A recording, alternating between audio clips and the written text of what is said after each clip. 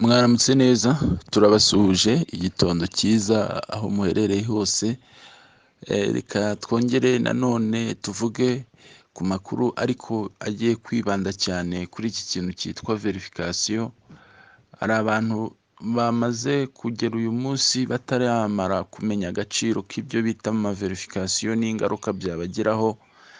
Hakaba hari n'abandi bagize ibyago batifuzaga kwandika nimero nabi, cyangwa se hakazamwo nyine amakosa yatumye verification z'amafone namba bidakunda.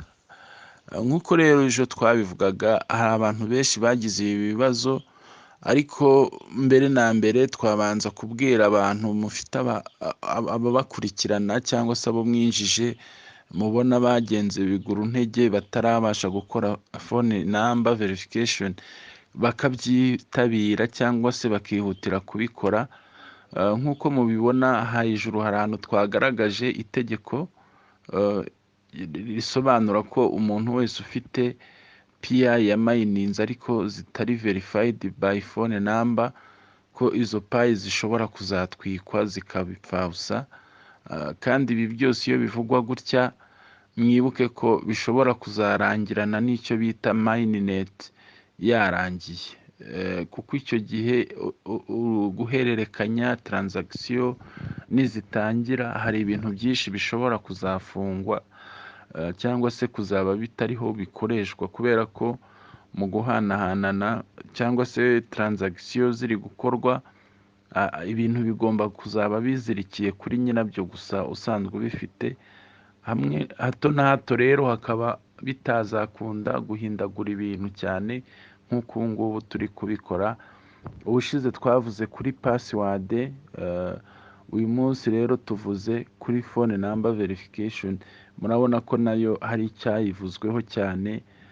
Ku bantu batarabikora twabagira inama yo kubikora. Ku bantu bafite abantu banyu batarabikora, mwakwihutira kubibabwira bagakora verification, ndetse tubwira ko abagize ibibazo nk'ibi ngibi ariko barakoze nka email verification, Facebook verification na password bakayikora neza,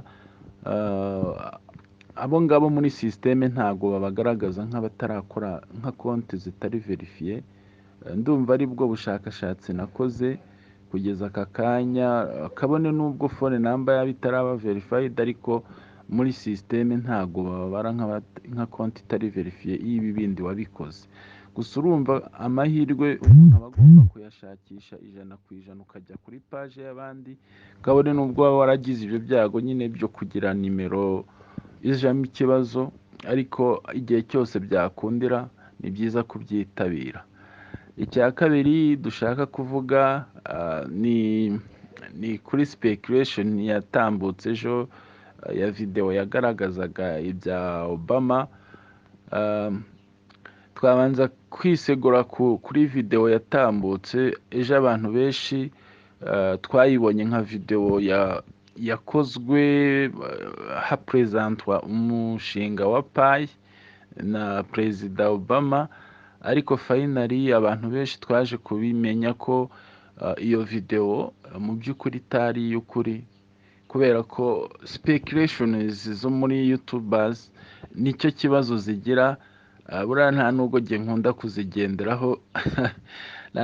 kuzigenderaho kuko haba rumors nyinshi, ariko reka twe dusipoze ko PI ari PI, aho yavuye turahazi, ubunararibonye na experience ya ba nyirabyo turabizi.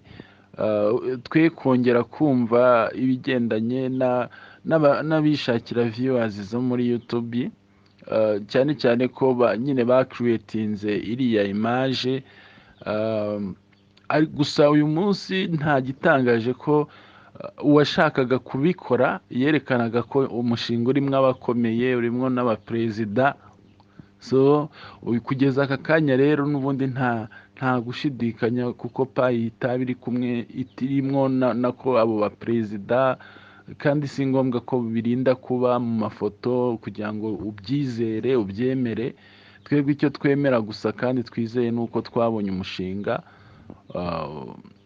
utari umushinga w'imvugwa rimwe gusa, ahubwo ari umushinga ubona ko ufite ubuzima, ufite uburambe, ufite icyo ushobora kuzubaka kandi ukakigeraho, ufite inzozi.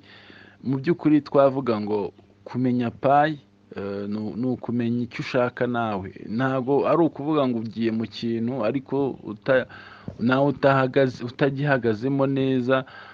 Kuba rero twese kugeza uyu munsi tumaze kumenya payi ko ari ifaranga ry'ikoranabuhanga twabonye ku mahirwe, twabonye kuri feva, twabonye ku gihe runaka ariko kitazahoraho, numva tutabura gukomeza kwishimira kuyicukura tukayimayininga, kuko iyo iza kuba ari sikamu hari byinshi iba yaradusabye, ariko uyu munsi icyo badusabye ni tayimu n'amafone yacu kugira ngo tubikoreshe.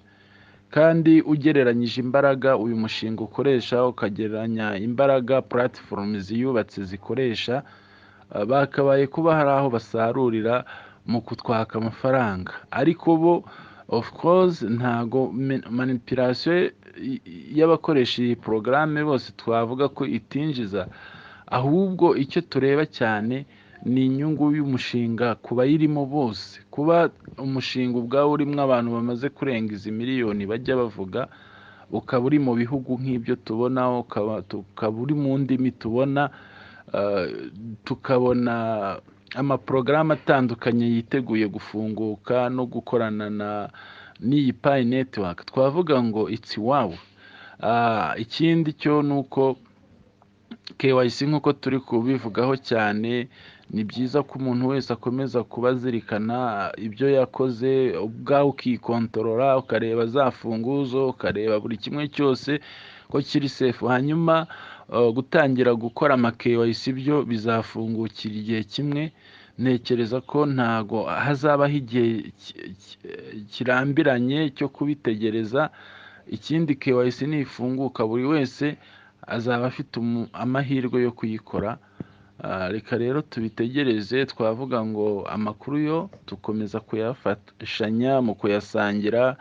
Hari lisite y'ibintu bigeze hafi mu 15 buri wese twamufashije kugira ngo ajye yireba nko muri iyo ndorerwamo imufashe kumenya niba ari ku murongo w'ibisabwa.